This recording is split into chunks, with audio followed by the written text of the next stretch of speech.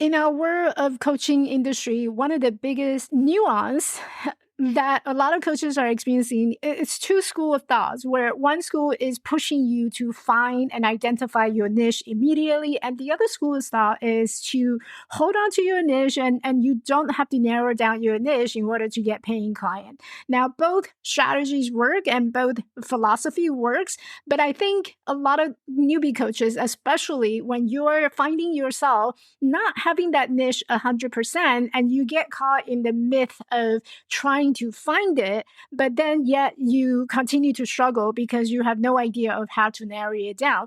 That creates a lot of resistance. And unfortunately, it's the only reason probably holding you back from actually getting out there and starting conversation.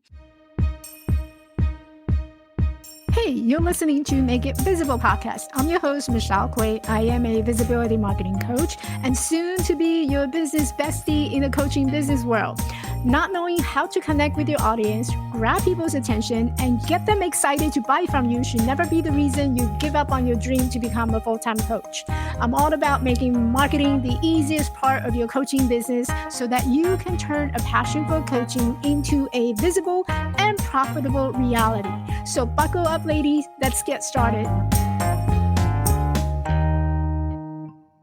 Now, this is a big struggle, I know, including myself, when I first got out of a coaching program, that I was placed in a position where I am trying to focus on creating the I help statement or the elevator pitch that most of us would understand it. So it's a very short 30-second statement that pretty much describe everything about what you do, who you help, and what you're all about so that your ideal clients can actually listen and understand and wanting to learn more about what you do. And that generally takes about just one sentence, and you have to make it impactful. You have to make it stick to people's minds so that they will want to actually learn more about your business.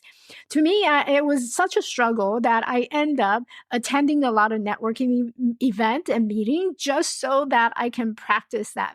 And this is what I have learned. Yes, while having a niche is important, it definitely helps, especially in an online world, to position yourself in a particular field so that your audience can see you as the expert in that field.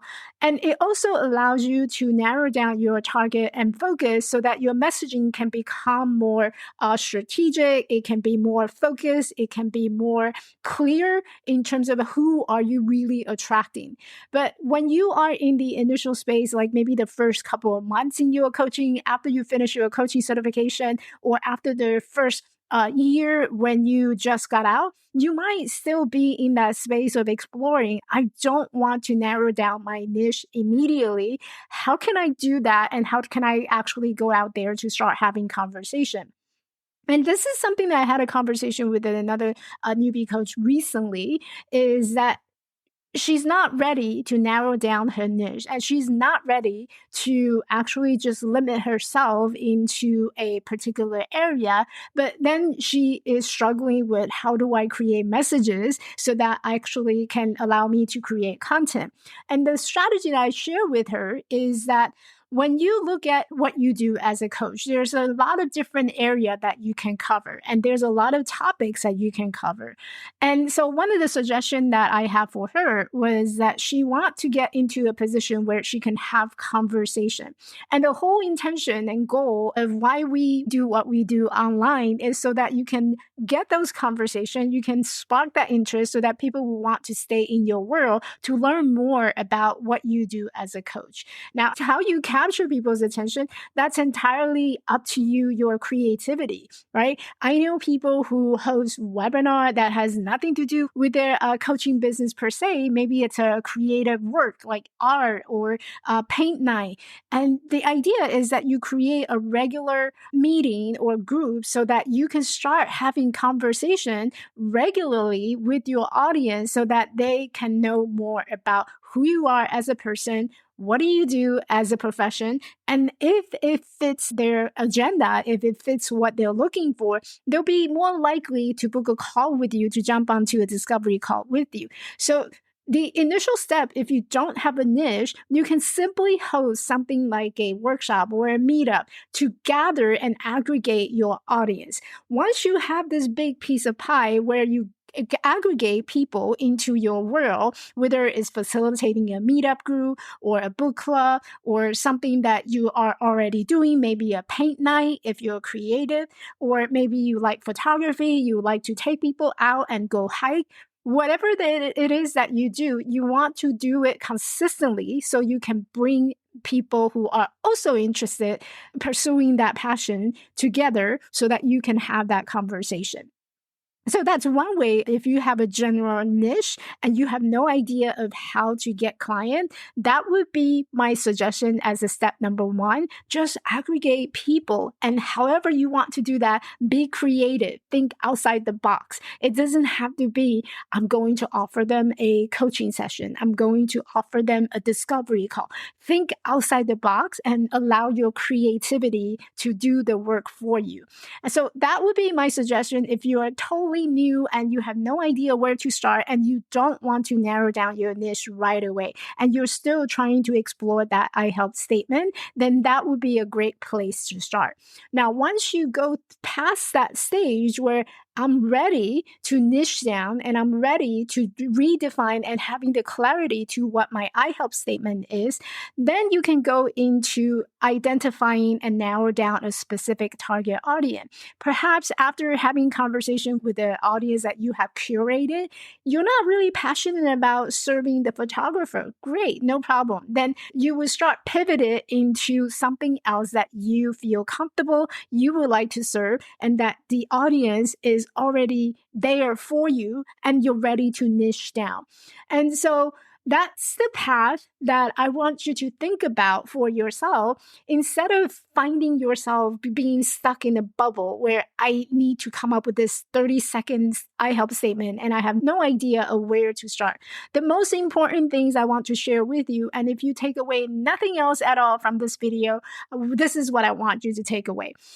When you don't have an I help statement, and the whole purpose of that I help statement is so that you can facilitate your conversation, it will give people an idea of what you do and how you do things. So when you're stuck in that moment of trying to find it, chances are there's a lot of resistance, there's a lot of energy around it. So work this with your coach and find out exactly what is that underlying mindset right behind why you're not niching down. But when you are ready to niching down, then I want you to think about what are you most passionate about working with?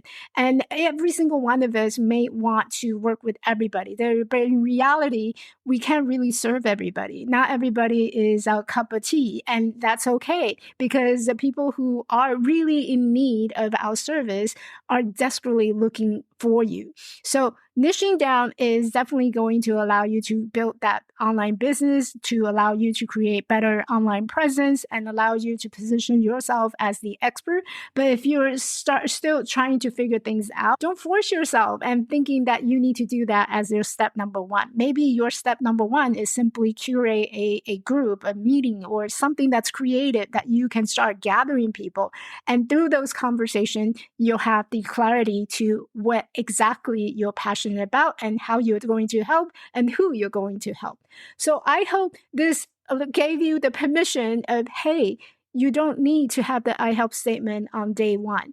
And that will come naturally to you as the more conversation that you have with people and the more engagement that you get through your social media online presence. And the more that you get out there and spread your message and talk to people, the more clarity you're going to have in regard to your I help statement. If you are ready to niche down and you're ready to get out there and create that online presence so that people can see you as the expert in your field, you want to build trust and you want to build authority, you want to start getting paying clients through your online presence, then I would highly suggest that you become part of the Visibility Marketing Bootcamp, which is going to happen this weekend on Sunday. We're kicking off with a welcome party. I would love to have you there.